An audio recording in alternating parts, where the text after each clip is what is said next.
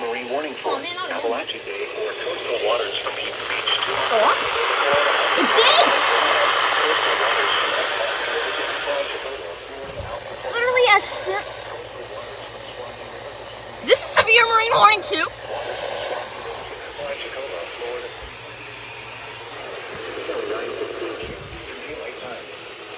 7:19 p.m. Eastern Daylight Time.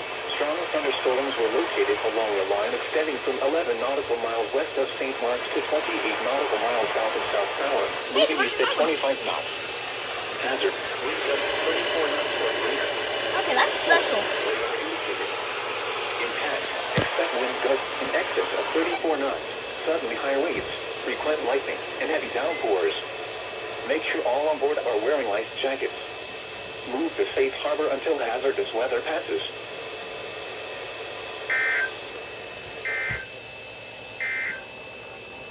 The National Weather Service in Tallahassee has issued a special marine warning. That was interesting. For